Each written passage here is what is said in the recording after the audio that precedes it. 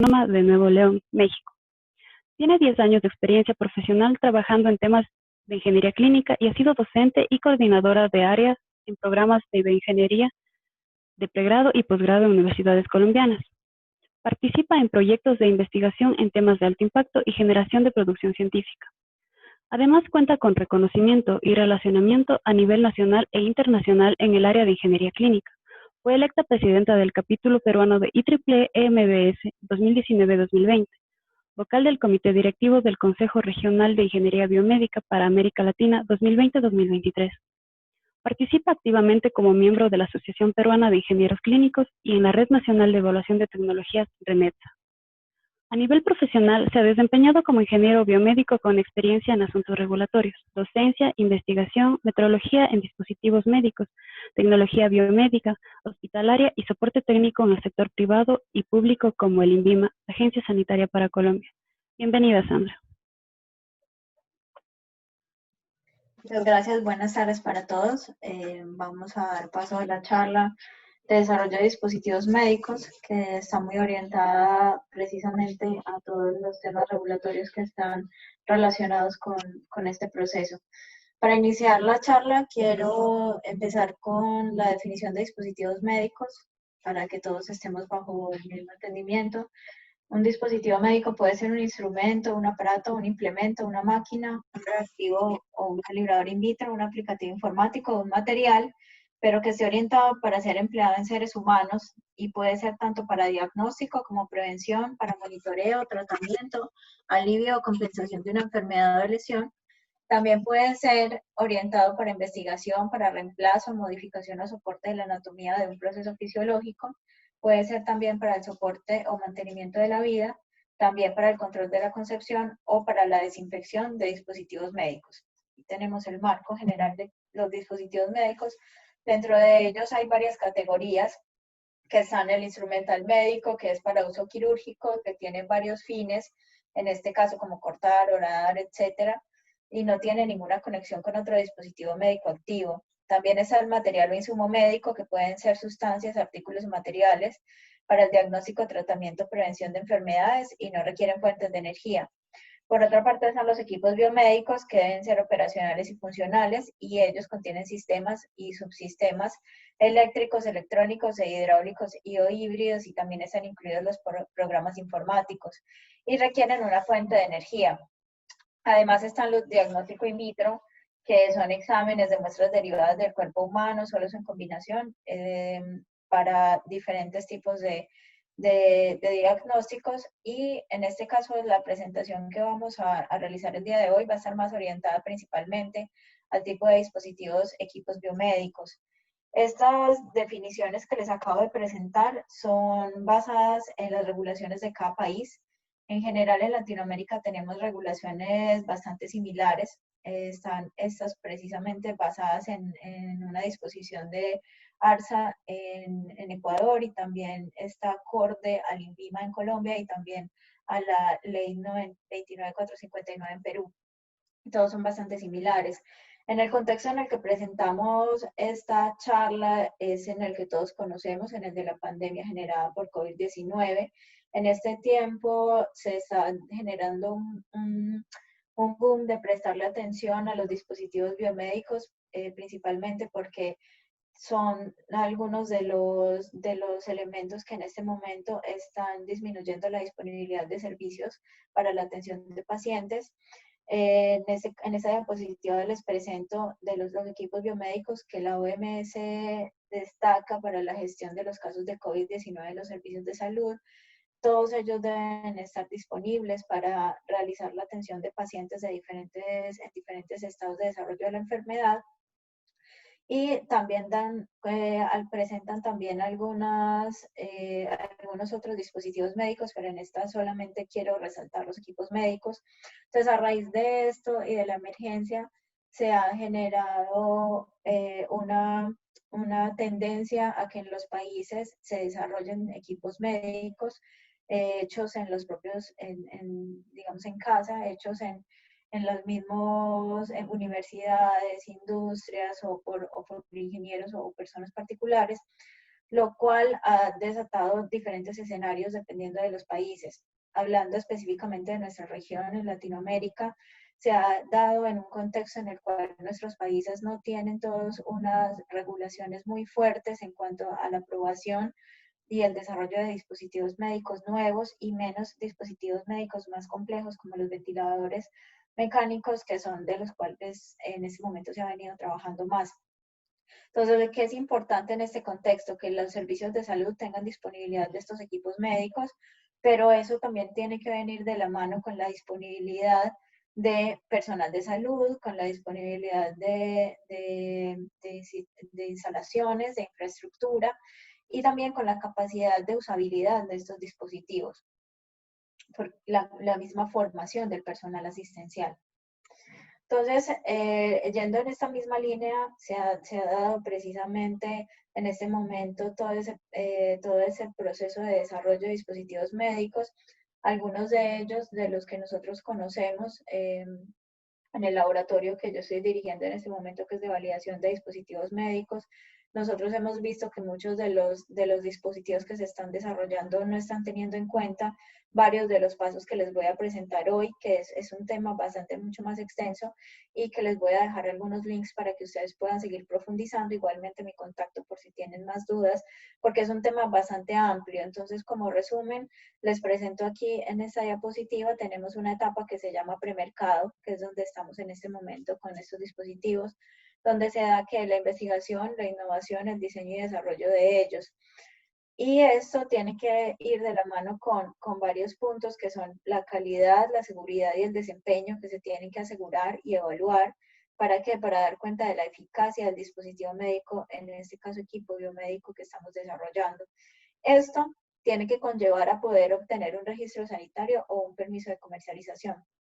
En este contexto de COVID-19, muchos países del mundo, no solamente en la región de Latinoamérica, sino de hecho primero en algunas otras regiones, Reino Unido, España, varios otros países de Europa, Estados Unidos, han sacado algunas notas adicionales a la regulación y también algunas regulación.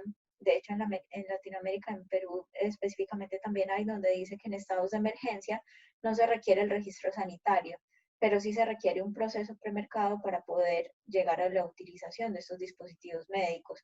Y muchos de ellos solamente se pueden usar dentro del contexto de la emergencia y cuando se termine la emergencia ya no podrán ser usados para ese fin previsto y si se quiere tener en el mercado tienen que seguir el proceso regular. Entonces tenemos que ver aquí dos escenarios. Uno que es durante la emergencia que estamos viviendo, donde muchos países han sacado un proceso rápido de aprobación para poder emplear, para poder tener disponibilidad de estos equipos médicos en los servicios, que es solamente para el uso durante la emergencia y cuando ya no hay disponibilidad de los equipos médicos disponibles, comerciales. Entonces, cuando ya esto se acaba, pues se pueden usar estos equipos y solamente durante la emergencia. Y hay otro escenario que es época sin emergencia, una época normal que hemos vivido hasta antes de este año, donde hay un proceso regular para llegar al registro sanitario. Estos dos procesos tienen de similar que no se puede obviar en ninguno de los casos ni la calidad, ni la seguridad, ni el desempeño, ni la eficacia de los dispositivos médicos. Si bien los procesos administrativos puede que se acorten, no se puede dejar de asegurar ninguno de estos puntos porque eso es literalmente de vital importancia.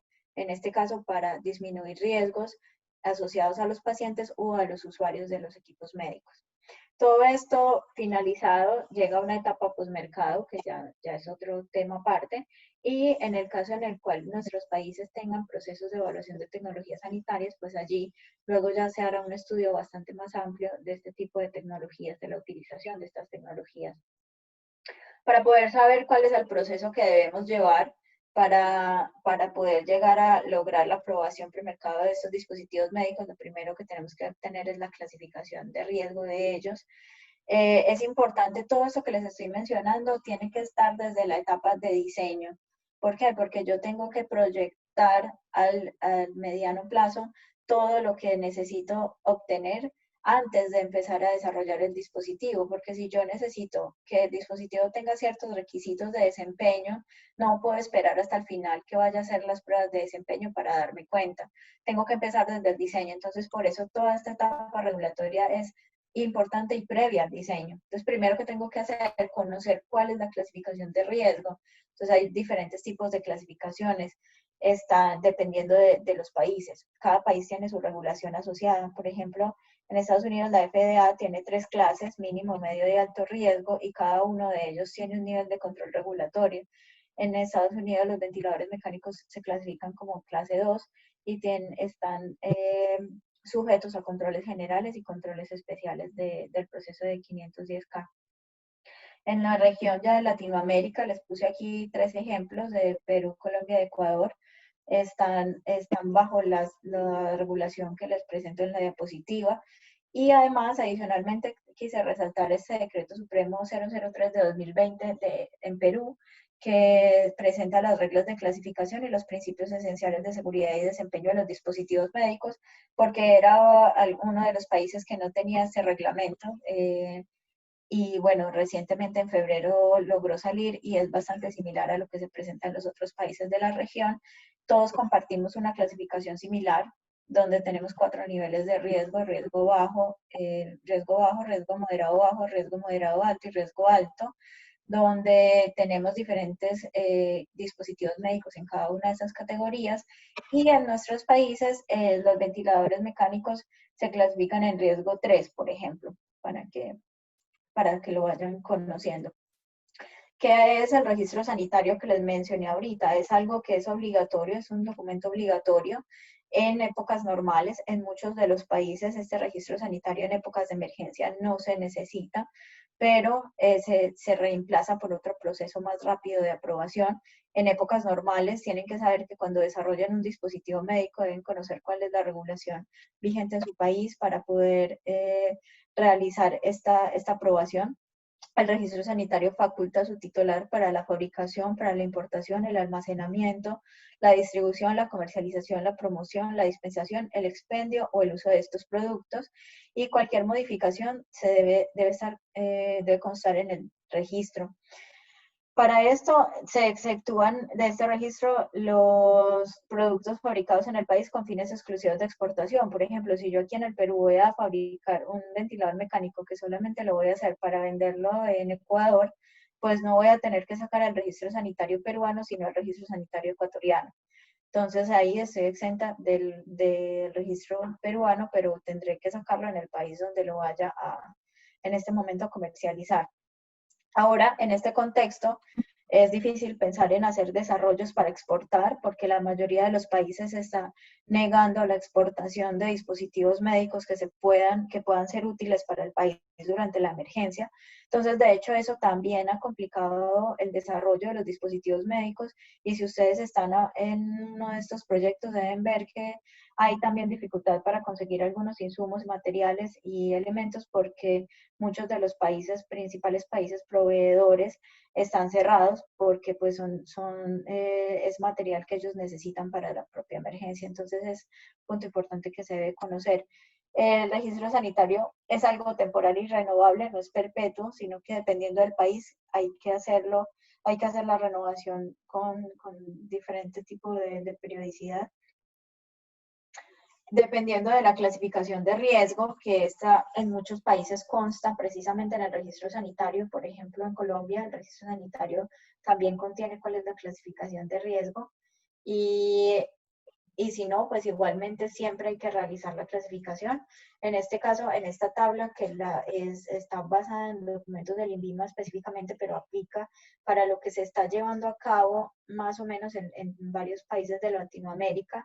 No digamos exactamente para todos con los mismos nombres, pero es un proceso muy similar porque esto de hecho está tomado de la FDA y pues todos nos estamos basados en un mismo referente. Entonces, aquí pueden ver ustedes que mientras mayor es la clasificación de riesgo del dispositivo médico, pues tiene que cumplir con la mayor cantidad de requisitos.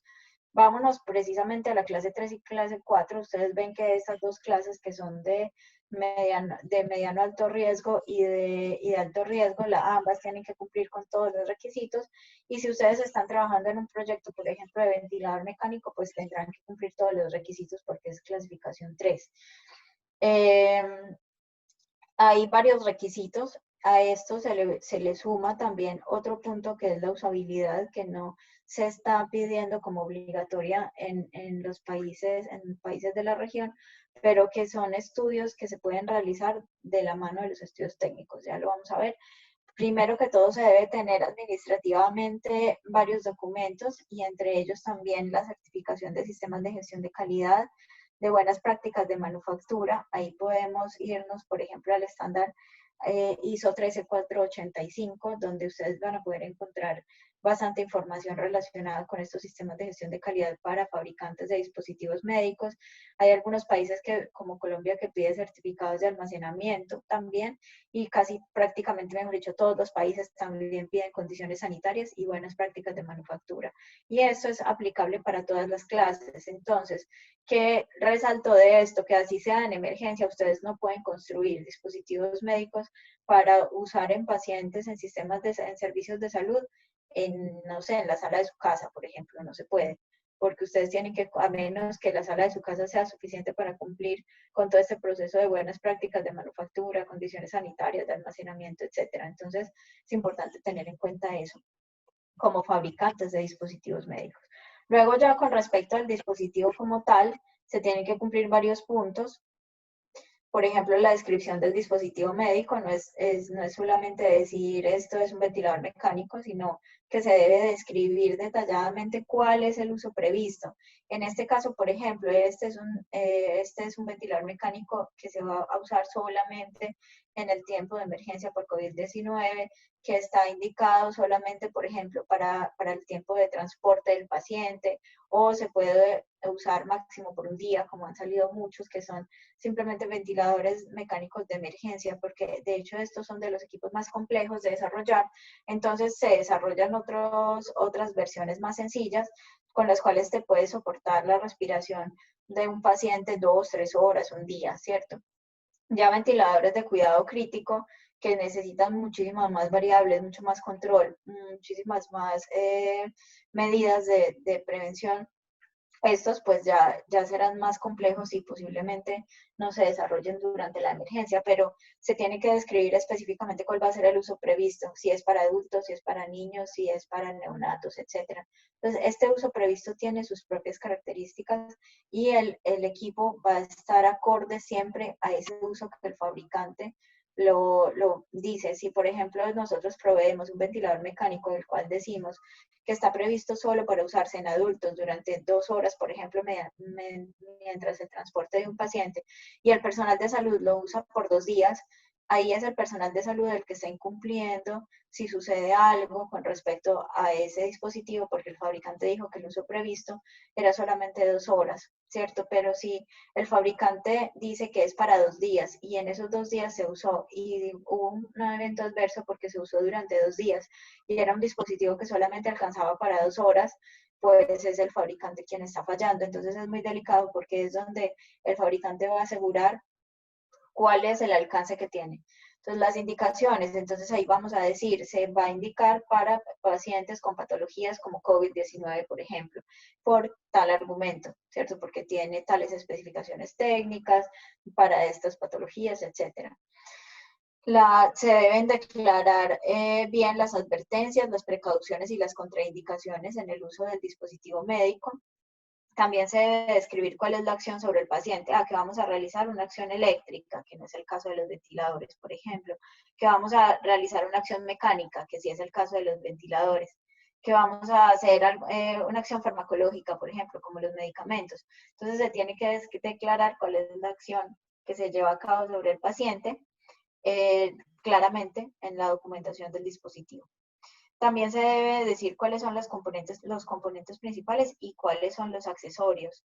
Hay que describir ahora en los equipos médicos que están desarrollando, he visto que hay varios que son modulares y que traen diferentes accesorios intercambiables, por ejemplo, o que usan accesorios de otros equipos que son comerciales. y todo eso tienen que declararlo, tienen que declarar cuáles son los componentes principales del dispositivo y cuáles son accesorios que pueden ser intercambiables, por ejemplo, los circuitos de paciente, las válvulas PEP, etcétera, los filtros, demás, en el caso de los ventiladores. Los estudios técnicos, que es un punto central y que es el punto en el que se centra mi laboratorio de validación de dispositivos médicos de la Pontificia Universidad Católica del Perú. Nosotros trabajamos tanto en la validación como en la verificación. Son dos palabras similares, pero bastante diferentes en su definición como tal. La verificación primero es la aportación de evidencia objetiva de que un elemento dado satisface los requisitos especificados. Entonces, el fabricante me dice que este ventilador sirve para medir o para entregar y controlar volumen tidal, en el caso de los ventiladores volumen tidal, puedo controlar la frecuencia respiratoria, la relación inspiración-expiración y otra variable, por ejemplo, la fracción inspirada de oxígeno. Pues me dicen eso, entonces ¿yo qué hago? Pues yo mido que efectivamente ese ventilador puede controlar y monitorear esas magnitudes en los rangos que el fabricante expresa. Ahí yo verifico que realmente el equipo está cumpliendo con los parámetros para los cuales, con los requisitos para los cuales fue fabricado. Y doy una aportación de evidencia, unas mediciones, un reporte, etc. Cuando ya nos vamos a la validación, entonces yo voy a decir que eso que se está haciendo en esta forma sí es correcto. O sea, ¿correcto contra qué? Pues vamos a tener que irnos a lo que nos pueda dar una indicación de que eso es correcto, a los estándares, ¿cierto? Entonces ahí veremos cuáles son los estándares que aplican para probar que ese procedimiento, proceso, equipo, en este caso material o actividad, conduce realmente al resultado esperado. Este acto documentado es contrastar los estándares versus los resultados de la evidencia que tenemos en la verificación. Y el resultado de eso puede ser que el equipo está validado o que no está validado. Hay algunos países también en este momento que han sacado estándares específicos para cubrir la emergencia, donde dicen cuáles son las características y los requisitos que debe cumplir, y entonces con respecto a eso es que se está realizando la validación para muchos países. Hay otros países que no lo han hecho, entonces hay dos opciones, o tomar los estándares convencionales que son bastante complejos, o tomar estándares de emergencia de otros países. ¿Qué se hace en estos estudios técnicos? Se toman estándares como los que les muestro aquí. Hay una lista infinita que ahorita les voy a mostrar los links. Igualmente le pasaré a los creadores de la charla, les pasaré el material para que pueda ser distribuido y ustedes puedan tener los links. De todas maneras, pueden tomar nota de los lugares donde los pueden conseguir.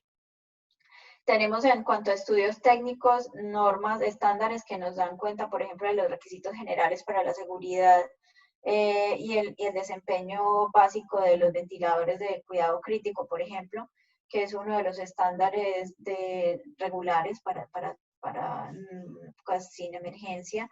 También hay de estos mismos para ventiladores precisamente de uso de transporte, para ventiladores de emergencias, para ventiladores de uso domiciliario. Entonces, dependiendo del tipo de ventilador que ustedes van a hacer, pues se tomará en cuenta el estándar.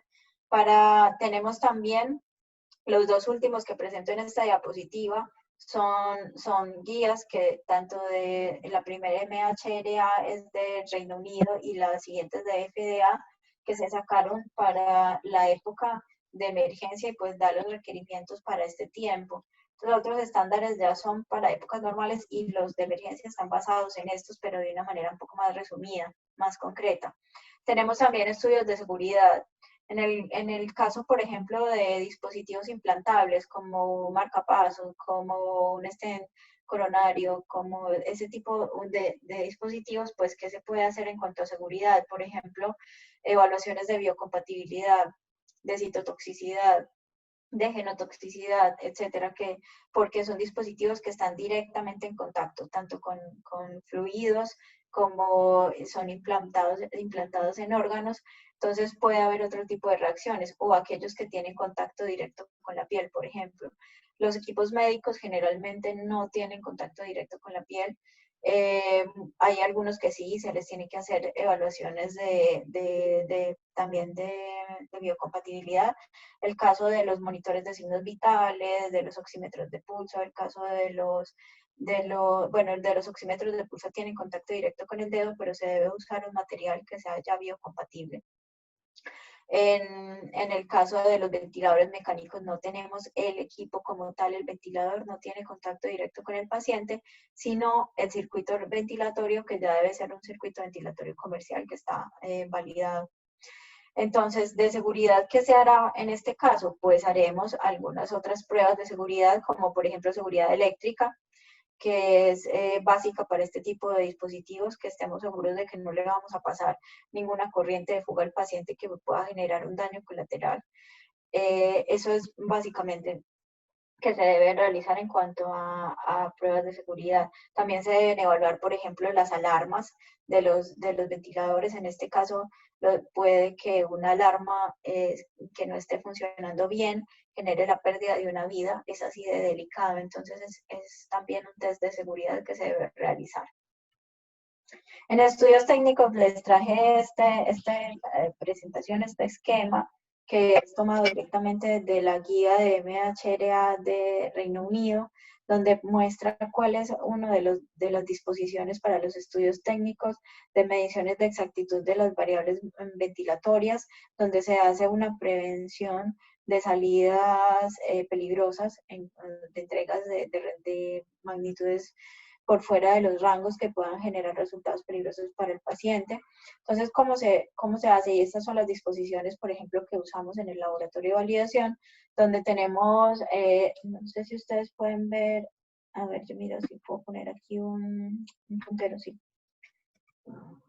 Ustedes pueden ver aquí, el ventilador se encuentra marcado en este bloque, y de ahí tenemos un sistema de salida, y vamos a tener un arreglo de sensores a la salida del ventilador. En el caso de nosotros, empleamos un equipo de medición que está calibrado y que tiene su propia trazabilidad, y podemos realizar la medición tanto de los flujos como de la presión del dispositivo, de la presión del pulmón, y podemos realizar mediciones, por ejemplo, del porcentaje de oxígeno, entre otros, tanto de lo que entrega el ventilador como de las condiciones en las cuales se encuentra el pulmón.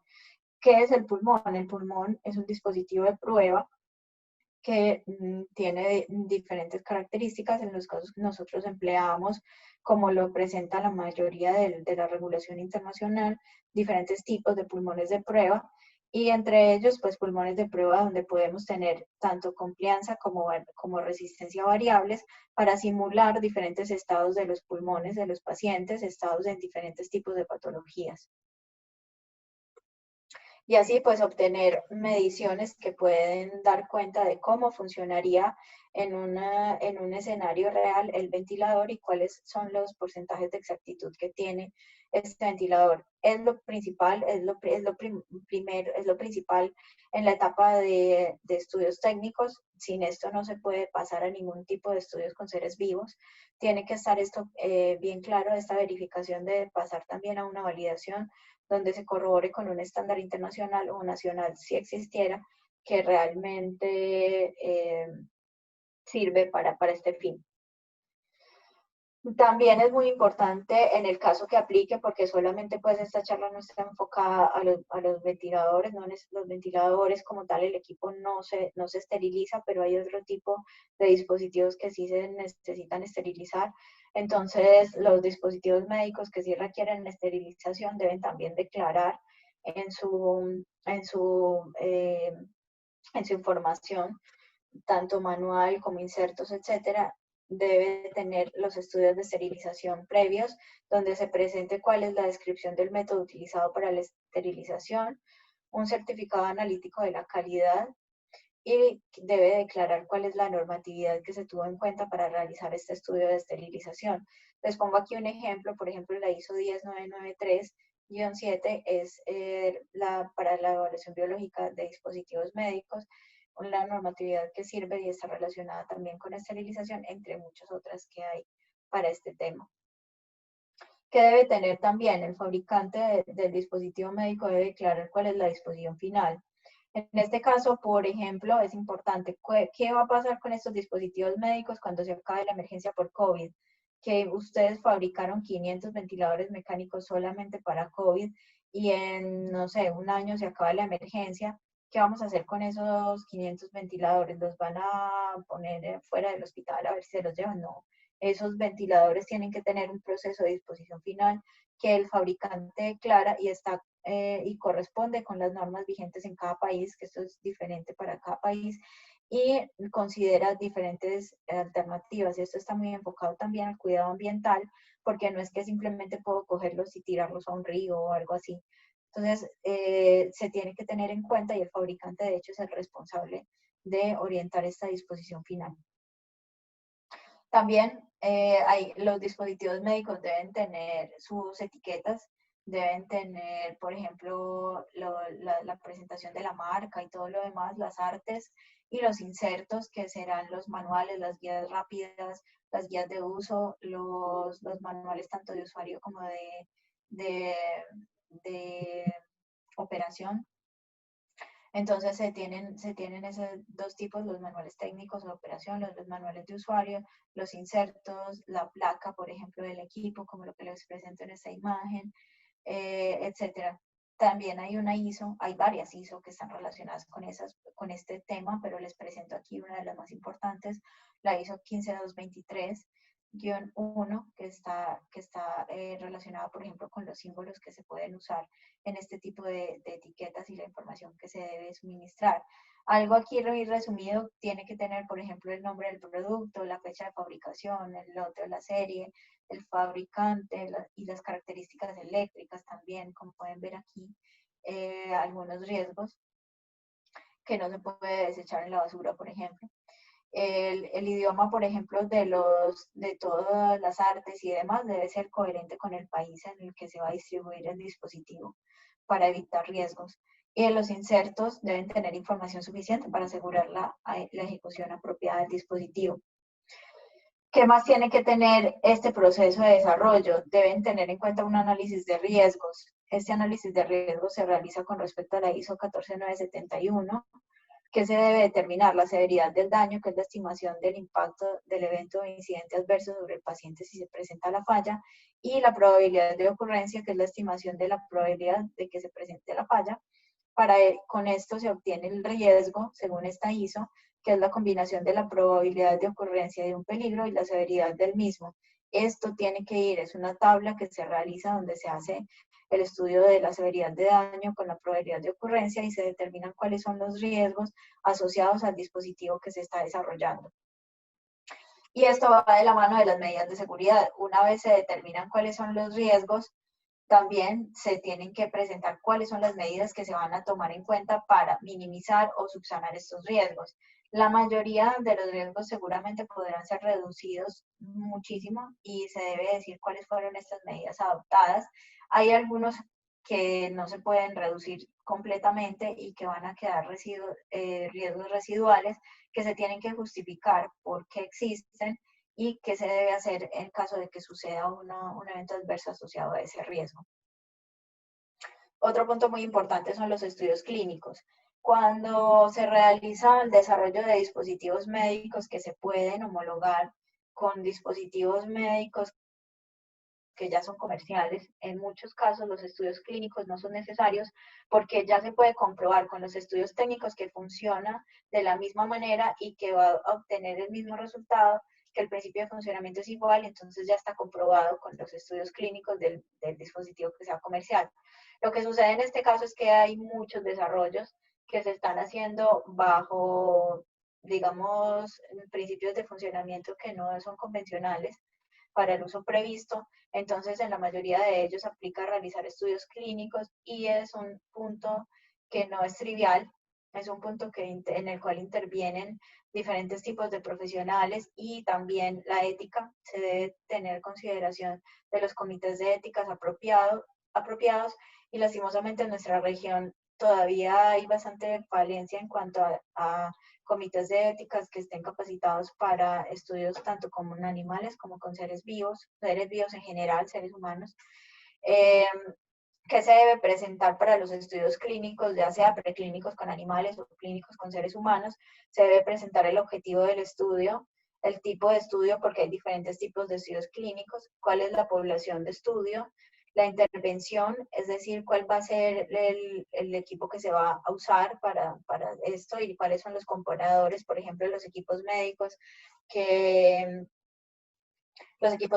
convencionalmente se emplean para este tipo de patologías o de lo que se esté evaluando en ese momento, cuáles son los desenlaces tanto esperados como lo que podría salir mal, y los análisis de los resultados también se debe tener en cuenta. Todo esto se debe presentar en un protocolo, aquí muy resumido se los presento, pero realmente es algo bastante amplio. También pueden basarse en un estándar que es la ISO 14155, que presenta la investigación clínica de dispositivos médicos para sujetos humanos y las buenas prácticas clínicas. Ya para ir, digamos, redondeando el tiempo, el tema, porque bueno, el tiempo va corriendo, les voy a presentar dónde pueden encontrar regulación internacional que les puede servir para el desarrollo de dispositivos médicos. Tenemos bastante información en el Centro Nacional de Excelencia de Tecnología en Salud, CENETEC de México, y tienen información también específica para la emergencia por COVID, tanto para eso como para épocas en general. Tenemos regulación internacional de ANSI, de ISO y de IEC, que en estos podemos encontrar una gran variedad de estándares para el desarrollo de cualquier tipo de dispositivo médico en el cual ustedes vayan a estar interesados. Específicamente para esta época en cuanto a ventiladores, resucitadores, CPAP o BiPAP, la AMI ha sacado un resumen y ha sacado varios documentos. Aquí está igual el link, pero pueden buscarlo tanto para equipos de protección personal como para estos dispositivos que están acá relacionados con la ventilación mecánica. Hay muchísima documentación, tanto para la parte de diseño como para la parte de aprobación de los dispositivos médicos, para la parte de pruebas, premercado, etcétera. Aquí pueden encontrar toda la información necesaria, relevante para el desarrollo de un dispositivo médico de ventilación y también de equipos de protección personal que también están en esta página. Pueden encontrar también la regulación, los estándares, guías de diseño y otros estándares adicionales. También ahí pueden encontrar listas de chequeo para asegurar la eficacia la seguridad y la eficacia de los dispositivos. También en la FDA pueden encontrar algunas disposiciones, algunos documentos, como la guía que sacó la FDA para la emergencia para los ventiladores y los accesorios y otros equipos relacionados con la respiración. También las estrategias para el abastecimiento de ventiladores, como la autorización por emergencia del uso de ventiladores. También tienen aquí un link a la Agencia Europea de Medicinas, que ellos tienen alguna información, pero en Europa principalmente se deben dirigir primero a la regulación que hay en cada uno de los países. También, como en este momento hay muchas iniciativas individuales que han dividido el desarrollo, en lugar de unir fuerzas, en muchos lugares lo que se ha dado es que individuos o grupos particulares se han puesto a trabajar en el desarrollo de diferentes tipos de dispositivos médicos para la emergencia.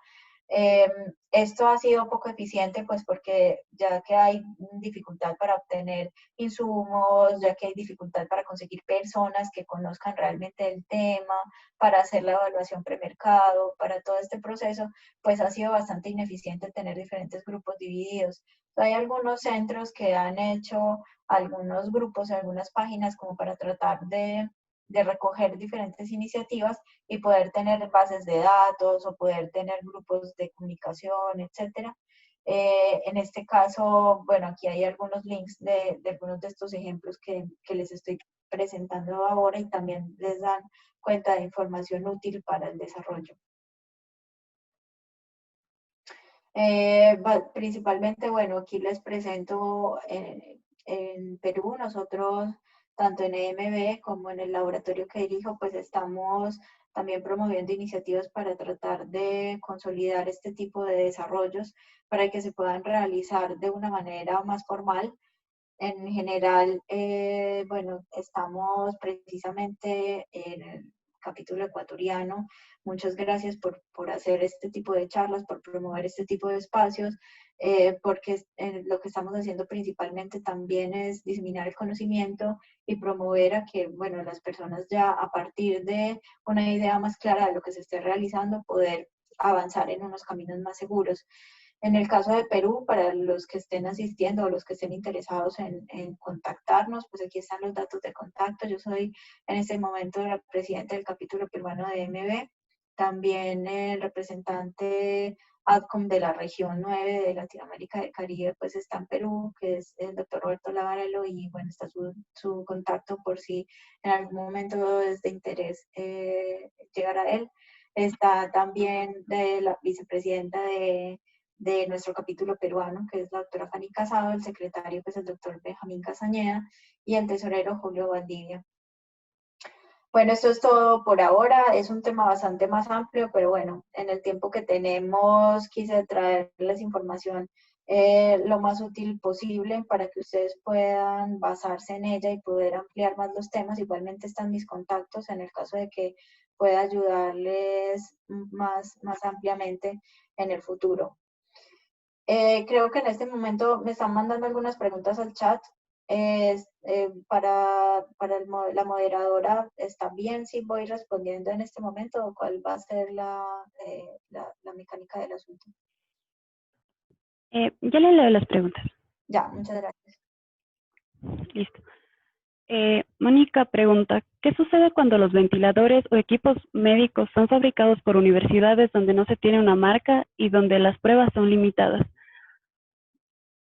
¿Aún ante esta emergencia se pueden utilizar en pacientes?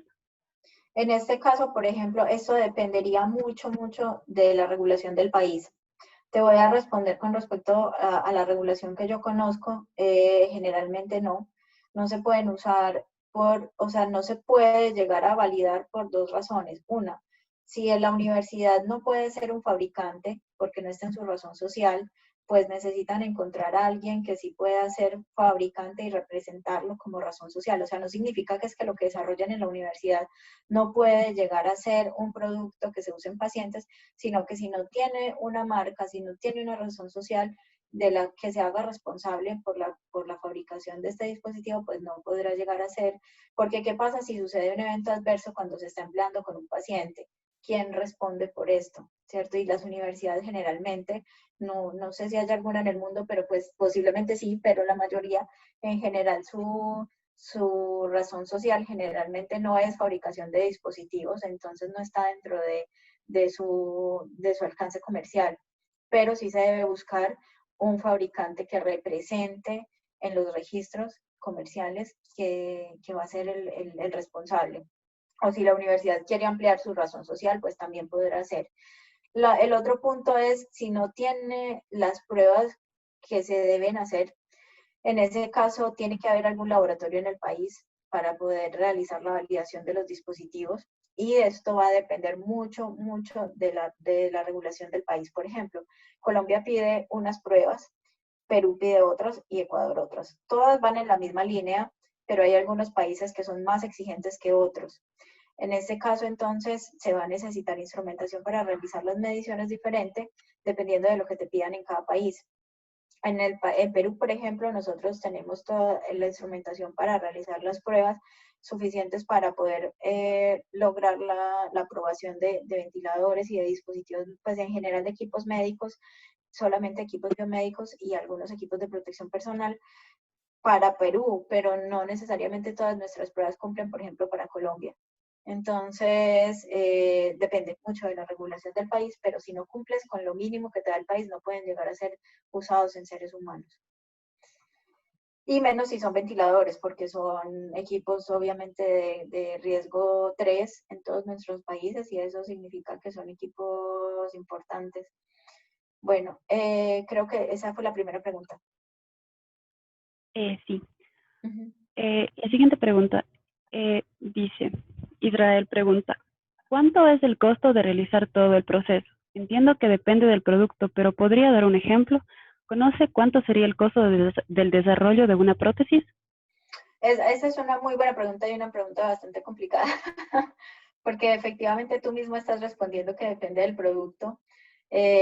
Tú puedes hacer prótesis y gracias por mencionar esto, porque también me acordaste de un punto que no toqué y que es muy importante, que son los equipos de bajo costo, que es una moda que estamos teniendo sobre todo mucho en estos últimos tiempos y ahora pues también en épocas de pandemia. Los equipos de bajo costo no significa que sean equipos de mala calidad, son equipos que tienen un principio de funcionamiento que permite disminuir los costos, no que yo lo voy a hacer con Arduino y ya eso es un equipo de bajo costo, no, porque un equipo hecho con Arduino no puede ser un dispositivo médico para uso en humanos. Es un bonito ejercicio académico y proyecto de curso seguramente, pero no puede ser un dispositivo médico para usar con pacientes.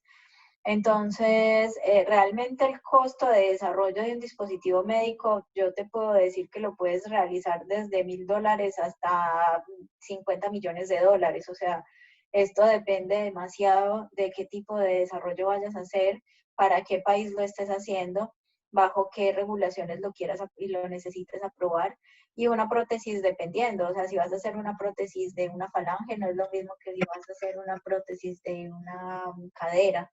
Entonces es bastante subjetivo. Ahí creo que información de costeo en Internet y esto depende mucho de nuevo de los estándares que quieras cumplir, porque no es lo mismo cuando necesitas una prótesis que tenga ciertos estándares de calidad, que sean altos, a una prótesis que tú vayas a aplicar, por ejemplo, en un perrito, ¿cierto? Entonces es muy diferente, bastante diferente. ¿Hay más preguntas? Espero igual Sí. haber aportado alguna información, pero bueno, creo que es una pregunta bastante difícil de responder en este contexto. Bueno, la siguiente pregunta es, dice, ¿existen metodologías de evaluación de tecnologías para la salud? Algunas de ellas implican criterios éticos de accesibilidad a la tecnología, preferencias del paciente, etcétera. ¿Qué importancia tienen estos criterios cualitativos en el desarrollo de la tecnología? Muy importante. De hecho, sí, muchas gracias a quien preguntó esto, porque igual con tanta información es importantísimo, porque esto parte de las necesidades básicas de por qué voy a desarrollar el dispositivo médico. ¿Cuál es la necesidad que voy a cubrir? ¿Cierto? Que es la primera pregunta que me voy a hacer. Voy a hacer un dispositivo médico para aparecer en una foto como el que hizo un dispositivo médico que finalmente luego no le va a servir a ninguna persona porque es que no se puede usar, que es otro tema aparte bueno, tal vez podríamos hacer una segunda charla acerca de usabilidad de dispositivos médicos, que no la piden obligatoriamente en nuestros países en Latinoamérica, pero sí en otros países, y que son bastante básicos. ¿Qué pasa, por ejemplo, cuando va en contravía de criterios éticos? Este dispositivo definitivamente no se puede usar, así sea muy bonito, así le hayas invertido mucho dinero, así te dé unos valores perfectos de exactitud, lo que sea, si va en contravía de criterios éticos, si lo empleaste, por ejemplo, en animales sin haber tenido una aprobación de comité de ética, si lo has probado en personas sin tener una aprobación de comité de ética, sin tener un protocolo de estudios clínicos, no lo vas a poder comercializar. Si va en contravía de la accesibilidad de la tecnología, tampoco. Las preferencias del paciente, por ejemplo, eso es algo importante cuando son dispositivos médicos donde el usuario es el paciente, pero también las preferencias del usuario, por ejemplo, llámese personal de salud, llámese terapeuta respiratorio, llámese enfermero, llámese médico, ellos también deben ser tenidos en cuenta como los usuarios bajo los cuales se debe evaluar una necesidad.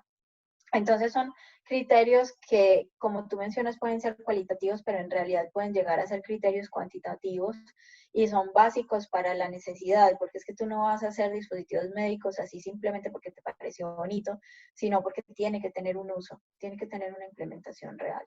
Ese es el beneficio. Muchas gracias por preguntar la siguiente. Sí. La siguiente pregunta dice, ¿cuáles son los últimos avances tecnológicos en biomedicina?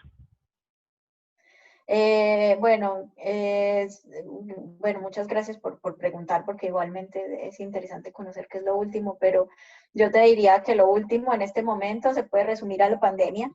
Es una pregunta bastante amplia, pero en el contexto en el cual estamos se puede resumir al COVID-19, avances en cuanto a tecnologías de diagnóstico, en cuanto a pruebas moleculares, en cuanto a imágenes diagnósticas, metodologías de análisis o de adquisición de imágenes diagnósticas, en cuanto a desarrollo de dispositivos médicos, en cuanto a desarrollo de hospitales de campaña, por ejemplo, de nuevos métodos de atención clínica, de nuevos métodos de desinfección, de protocolos, de hecho, de disposición de residuos. Todos esos son los avances que vas a encontrar en lo último de la bioingeniería en general. ¿Hay más preguntas? Sí. Daniel Vera nos dice, ¿cómo está vinculada el laboratorio de validación con el instituto que expide el registro y certificado de libre venta? Saludos desde Paraguay. Bueno, muchas gracias. Saludos desde Lima, a Paraguay y a toda la región donde nos están escuchando, a todos los países de donde nos están escuchando en este momento. Bueno, ¿cómo está vinculada? Al menos en este país y generalmente en todos los países los laboratorios de validación no deben estar vinculados con el instituto que expide el registro. Generalmente son una tercera parte que no son ni el desarrollador ni la institución que presenta que expide los registros, porque tiene que ser precisamente un ente que no sea ni juez ni parte. Entonces, nada, debe ser una tercera parte que sea autónoma y que pueda dar resultados confiables acerca de la validación de los dispositivos.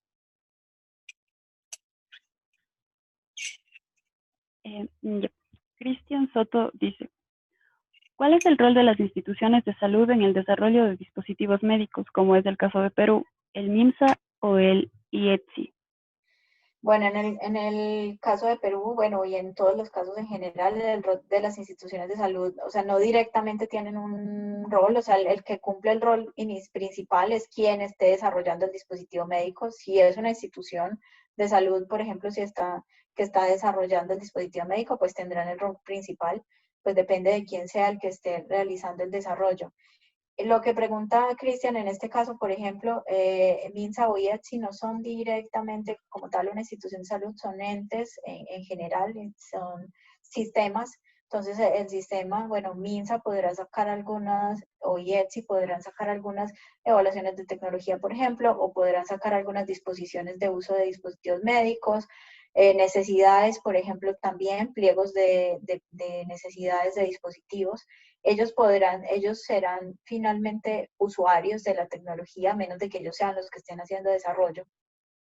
Y ellos, por ejemplo, podrán ser proveedores de información, como por ejemplo el MINSA, que es el Ministerio de Salud, que ellos son los que manejan los hospitales, en fin, en general de todo su sistema. Ellos tendrán cuáles son los datos de las necesidades que tienen, si ellos ya tienen todos los ventiladores que pueden usar, o si les hacen falta, por ejemplo, ventiladores, o en fin, ellos podrán entregar datos, o cuál es la formación de su personal para poder usar ventiladores desarrollados en el país, cuál es la capacidad que tienen en instalaciones, etcétera. O sea, el rol depende de lo que se esté realizando, pero directamente pues no es que ellos, si el desarrollador es una tercera parte que no tiene que ver con el MINSA o el IETSI, pues no es que tengan un papel principal. Pero a partir de ellos igual podemos recoger necesidades.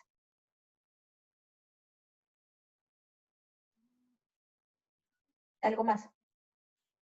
La siguiente pregunta es de Indira Araya. Dice, ¿qué tiene que pasar para que los comités permitan utilizar un dispositivo médico, como el ventilador con Arduino, en contexto de pandemias mundiales y escasez absoluta de equipos médicos certificados? Pues mira, yo te voy a ser completamente honesta. En ningún comité de ética te deberían aprobar un ventilador con Arduino, así sea la pandemia más terrible que hayamos vivido, bueno, esta.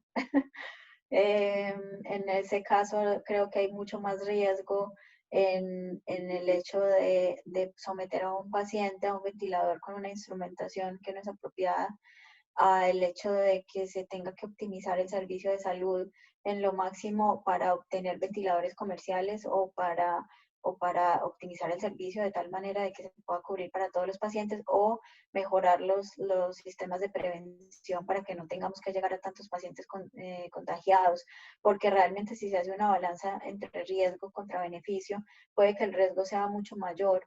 Un ventilador mecánico es un dispositivo que le puede generar, puede que el paciente sobreviva, pero puede que sobreviva en tan malas condiciones que de hecho hubiera sido mejor que no sobreviviera, porque se pueden generar lesiones pulmonares tan graves como que, bueno, el paciente luego tendrá complicaciones de salud muy graves durante toda su vida.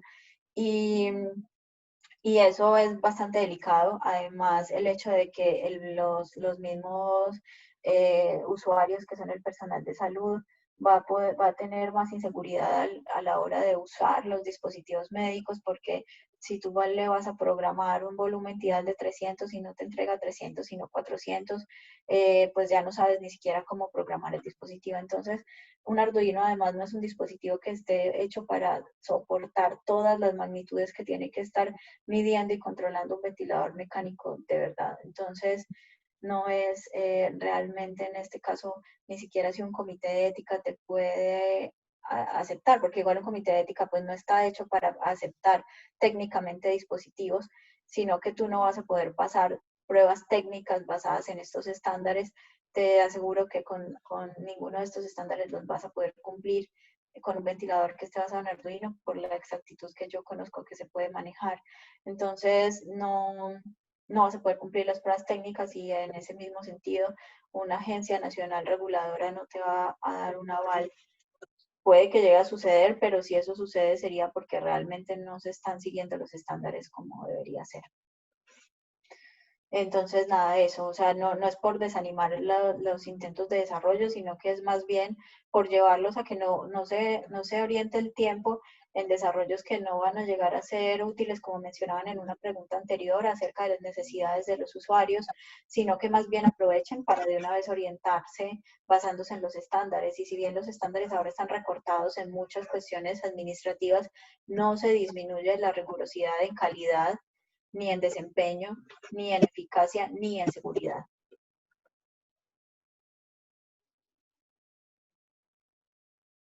¿Tenemos más preguntas? Listo. Sí, hay una última pregunta. Santiago pregunta, ¿qué tipo de reactivos se usan para realizar las pruebas de COVID? ¿Es posible optimizar la fabricación de estos dispositivos de pruebas? Sí, hay diferentes tipos de pruebas. Hay pruebas por proteína C reactiva y pruebas moleculares. Se están explorando diferentes tipos de reactivos. En este momento tenemos una desventaja y es que la mayoría de estas pruebas oscilan en errores o siempre en porcentajes de, bueno, en realidad en sensibilidad de no sé, o sea, podemos obtener más o menos una confianza de eso entre el 60 y el 70%, y dependiendo de cómo se implementen en el servicio de salud, de hecho, podría ser muchísimo menor.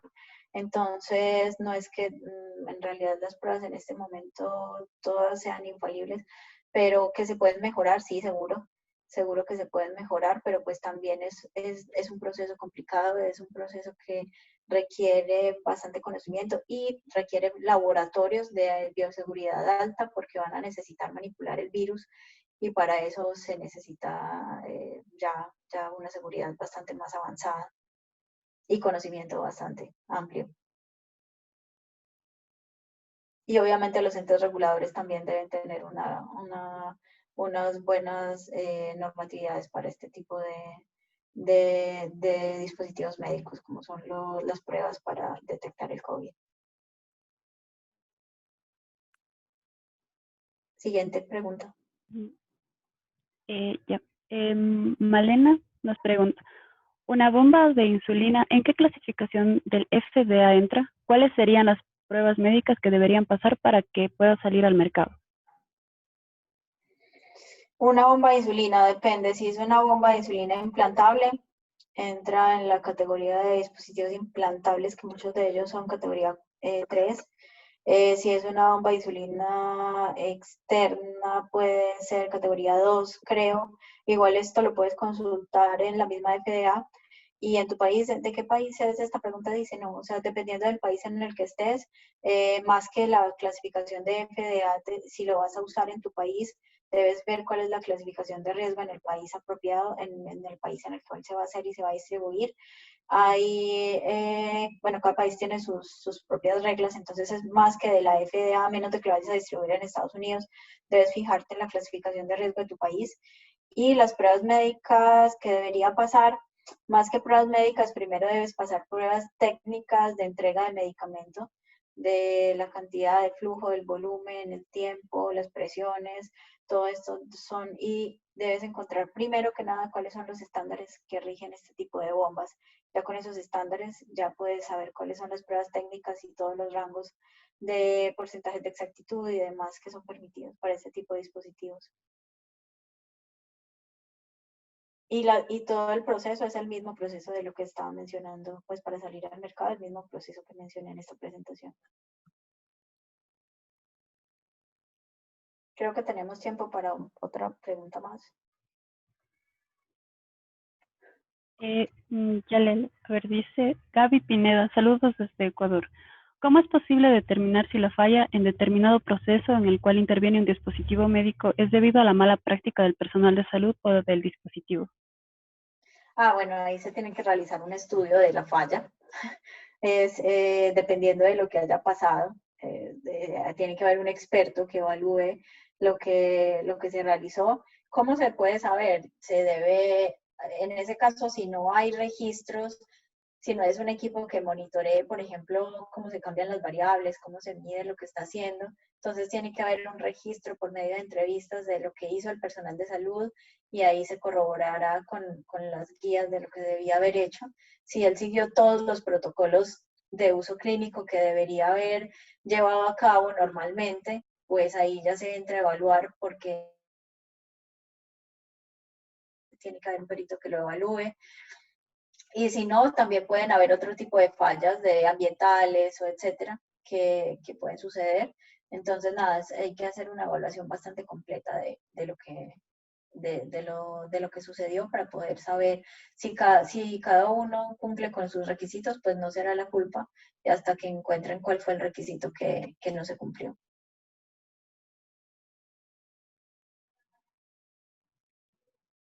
Eh, Tenemos una pregunta más. Dice, saludos desde Guatemala.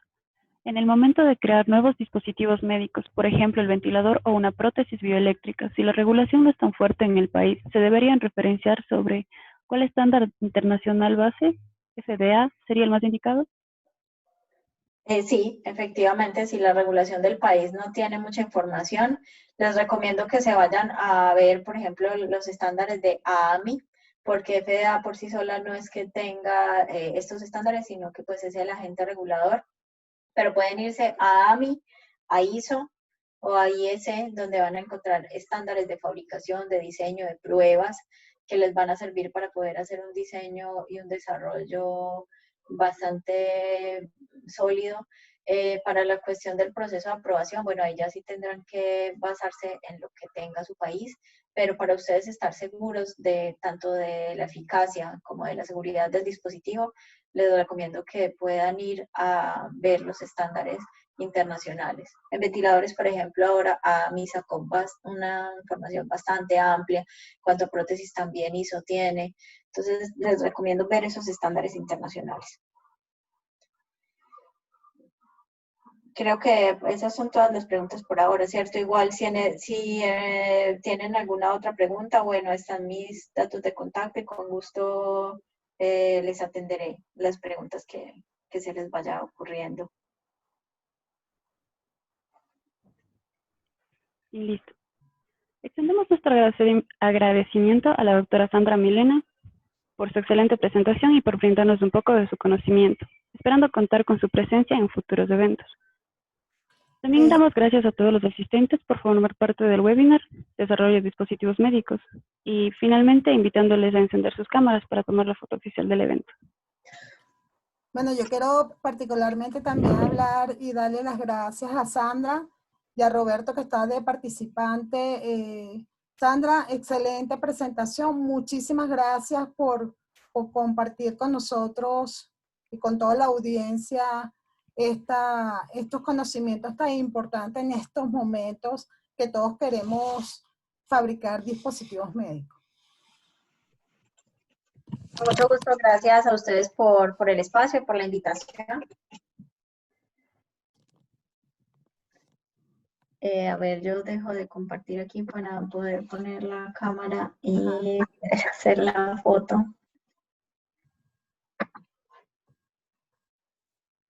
Aquí estamos.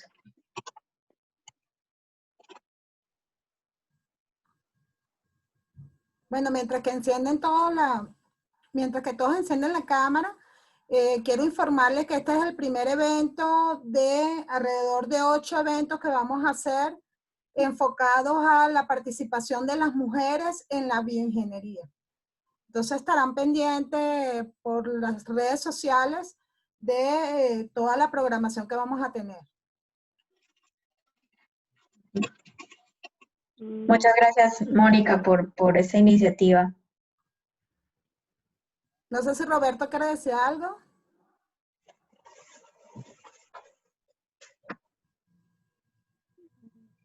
¿Aló? ¿Aló, aló? ¿Escuchamos?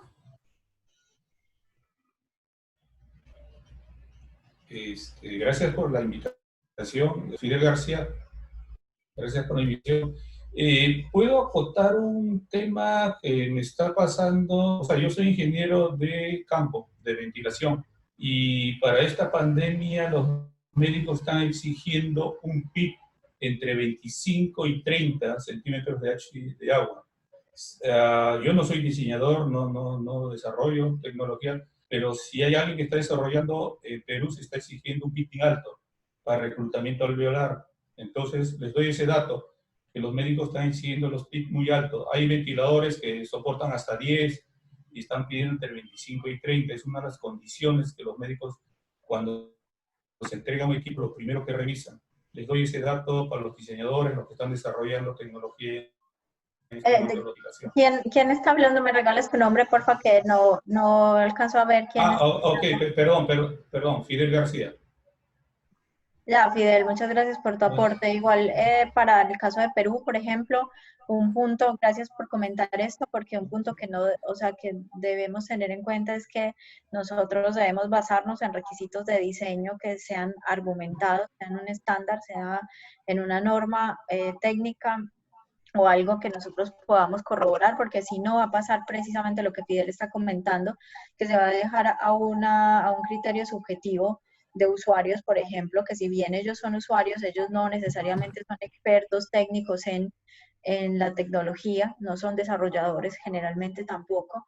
Entonces, ¿qué pasa? En Perú, por ejemplo, esta última semana ya está disponible la norma técnica de ventiladores, la cual como universidad, como MB y la Asociación Peruana de Ingenieros Clínicos también estamos revisando, porque hay algunos puntos que aún así posiblemente no están acordes a las necesidades. Entonces, es importante basarnos en los estándares. Efectivamente, Fidel, como tú mencionas, son PEP, no sé si estás mencionando PEP o PIP o presión pico, pero la presión pico no podrá, no, exacto, la PP generalmente no suele ser algo que esté tan alto y en los ventiladores de emergencia que se están diseñando no los van a alcanzar. Entonces, dependiendo de las necesidades, pues se tendrá que evaluar, pero para todos el mensaje es basarse en requisitos técnicos que estén validados. Ok, era un comentario solamente que te digo que los intensivistas están pidiendo eso, van directo al equipo y piden ese valor. Era un comentario concreto. Y Mónica, disculpa, me pareció que también pedías un comentario. Bueno, gracias en realidad a ti por organizar lo de la charla. Gracias a Sandra por la charla que ha estado bastante interesante y a todos los que han asistido. Efectivamente es un esfuerzo grande lo que se está haciendo para una cosa muy importante que es mostrar el rol que tienen las mujeres en el mundo de la bioingeniería en Latinoamérica, que es bastante predominante. Tiene mucho liderazgo y muchas cosas que decir, sobre todo en este contexto que nos toca vivir. Así que bueno, espero con mucho interés cuáles van a ser las siguientes entregas de esta serie de seminarios por web. Este ha estado muy, muy interesante y la mejor de las suertes en los siguientes eventos. Muchas gracias. Entonces ahora sí podemos hacer la foto para dar por concluido el evento. Ok. Ya, Sonrían. la cuenta de 3. A ver. 1, 2 y 3.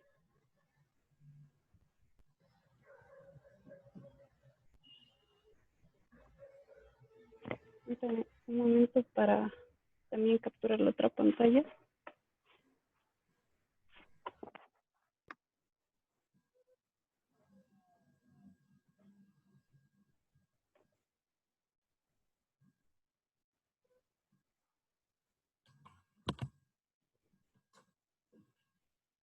Listo.